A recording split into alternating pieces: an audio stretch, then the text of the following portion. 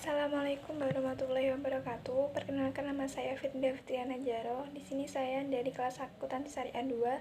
Saya akan menanggapi video dari Bapak Abdul Wadud Nafi selaku dosen sejarah peradaban Islam yang membahas tentang pembentukan peradaban Islam pada masa periode kenabian. Yaitu yang pertama yaitu fase Mekah. Metode pembentukan metode dakwah Nabi Muhammad ada 3. Yang pertama adalah rahasia. Nabi Muhammad menyampaikan untuk mengajak beriman, untuk mentauhidkan Allah pertama kali yaitu mengajak istrinya sendiri yaitu Khadijah. Lalu ketika istrinya bisa menerima, beliau melanjutkan mengajak sepupunya yaitu Ali bin Abi Thalib. Setelah itu sepupunya telah menerimanya dan ikut masuk agama Islam. Para sahabatnya seperti Abu Bakar, Utsman bin Affan, Abdurrahman bin Auf, mereka juga ikut. Beliau mendapatkan wahyu di Gua Hiro, yaitu turunlah ayat surat Al-Alaq ayat 1-5. Penyebaran dakwah secara rahasia ini berjalan selama 3 tahun. Untuk yang kedua adalah terang-terangan di Mekah. Dakwah terang-terangan ini terjadi setelah Hamzah dan Umar bin Khattab masuk Islam. Pada saat itu mengajak keluarganya, para sahabat, dan penduduk seluruh Mekah untuk memeluk agama Islam. Untuk memeluk agama Islam untuk memulai peradaban baru yaitu mentauhidkan Allah, terus menghormati sesama, saling tolong menolong satu sama lain. Ini hanya terjadi di lingkup Mekah saja. Untuk yang 3 adalah terang-terangan di luar Mekah. Setelah Rasulullah SAW mengetahui bahwa ada umat yang beribadah dari Yastrib dan Madinah, beliau mengajak untuk beriman, untuk mencintai satu sama lain, dan untuk mengajak mengesahkan Allah. Setelah itu, mereka pun berhasil untuk diajak masuk ke Islam, dan akhirnya Nabi Muhammad mengirim seseorang untuk dikirim ke Madinah untuk mengajarkan Islam di sana, mengesahkan Allah, untuk mencintai satu sama lain, sehingga berhasillah beberapa orang untuk masuk Islam yang berjumlah 93 orang pada tahun ke-13 masa kenabian Nabi Muhammad. Untuk poin kedua adalah konten dakwah Nabi Muhammad SAW, yaitu yang pertama adalah pendidikan tauhid dalam teori dan praktek. Mengajak untuk mentauhidkan Allah, mengesahkan Allah, cinta satu sama lain, hanyalah Allah yang disembah, tidak ada Tuhan yang lain. Untuk poin yang kedua adalah meyakini bahwa alam semesta ini dibentuk oleh Allah, sehingga kita sebagai umat sewajarnya untuk beribadah hanya kepada Allah semata. Yang kedua adalah pengajaran Al-Quran. Ayat-ayat Al-Quran turun dan dinamai dengan ayat Makkiyah dan diajarkan kepada sahabat. Isi pada Al-Quran ini pada intinya adalah untuk mengesahkan Allah, mentauhidkan Allah, adanya keberadaan Allah, cinta satu sama lain, persamaan derajat, dan lainnya.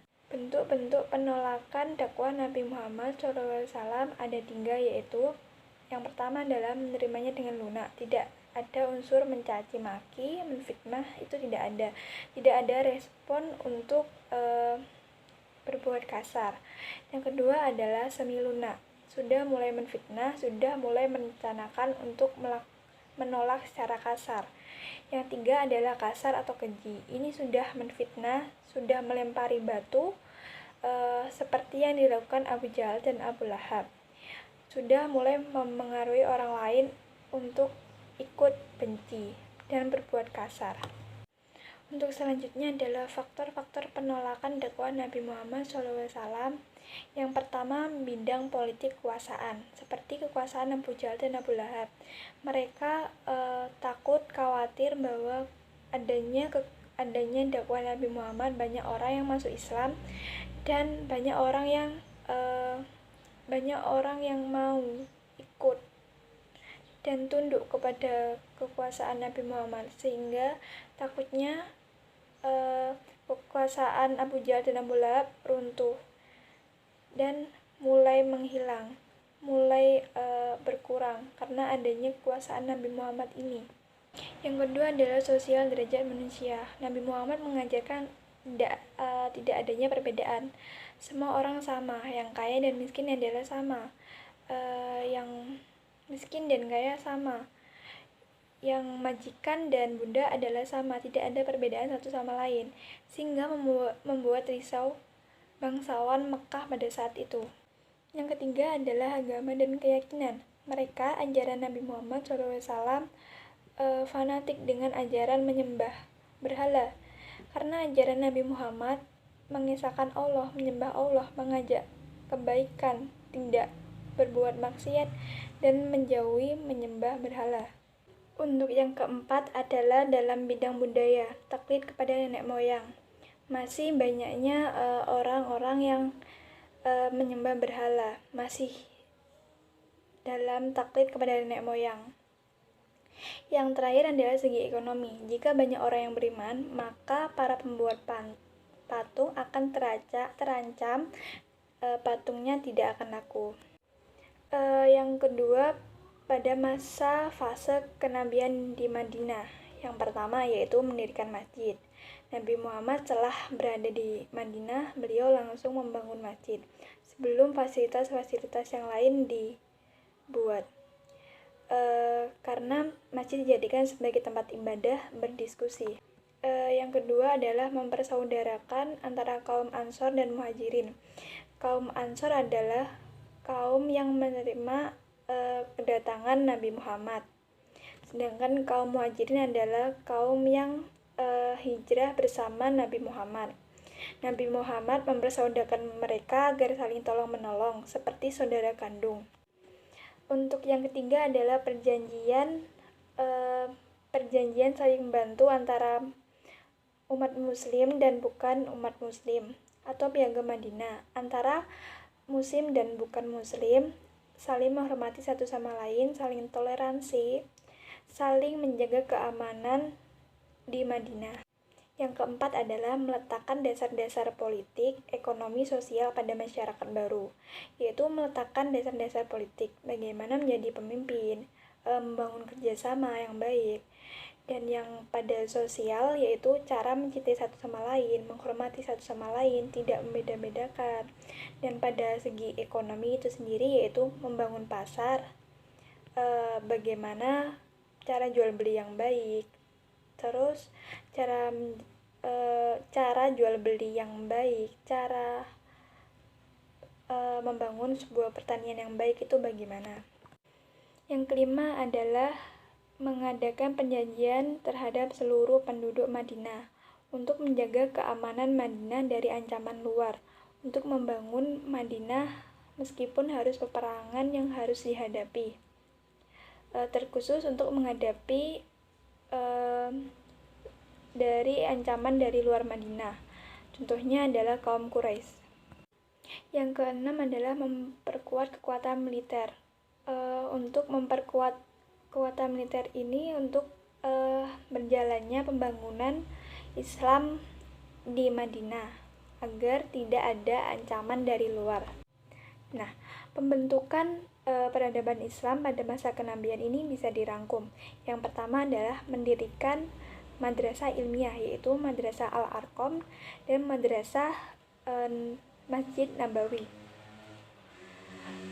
Mendirikan Madrasah Al-Arqam ini untuk sebagai pengajaran pendalaman agama Islam yang dilakukan oleh sahabat dengan cara mengadakan pertemuan rutin. Setelah Nabi Muhammad hijrah, beliau mengadakan pengajaran ini di madrasah di Masjid Nabawi. Yang kedua adalah Nabi Muhammad meletakkan sebagai pemimpin utama yang berhak mengurusi semuanya di Mekah maupun di Madinah, utamanya di Madinah. Yang ketiga adalah penerapan syariat Islam dengan konsisten. Bagaimana sholat yang benar, puasa yang benar, zakat yang benar, semua diatur di Islam. Jual beli yang benar, menikah, cara pernikahan yang benar, itu semua diatur semua di Islam. Yang keempat adalah pemeliharaan Al-Quran. Nabi Muhammad memanggil sahabat untuk menulis dan mengajarkannya. Sampai-sampai bentuk pemeliharaan ini para sahabat sehingga menghafal Al-Quran itu sendiri. Yang kelima adalah peningkatan harkat dan derajat wanita. Wanita yang dulunya dibunuh sekarang dilarang. Wanita yang dulunya dibenci sekarang harus saling dicintai. Wanita yang dulunya seperti barang dagangan sekarang harus dihormati, harus diperlakukan sama. Yang keenam adalah pengajaran baca dan tulis. Setelah terjadinya perang Badar, banyak tahanan sekitar 70 orang yang tidak bisa lepas karena tidak mempunyai tebusan. Nah, dari situ inisiatif untuk membuat sesuatu agar mereka bisa keluar dengan syarat mereka bisa membaca dan menulis, sehingga mendorong untuk mereka untuk giat untuk membaca dan menulis dan untuk mengajarkan. Dari situlah keilmuan berkembang dengan bagus. Yang ketujuh adalah pembangunan masjid untuk ibadah, berdiskusi, dan memecahkan masalah. Yang kedelapan adalah penyiaran dengan melalui sastra. Para sahabat didorong untuk menyiarkan dakwah dengan sastra, sehingga dari situ bermuncullah para penyair. Yang kesembilan adalah penghapusan perbudakan. Penghapusan perbudakan dilakukan seperti contoh seperti membunuh. Dendanya adalah memerdekakan budak. Terus bersumpah, dendanya memerdekakan budak. Dari situlah penghapusan perbudakan bermunculan, terlaksana.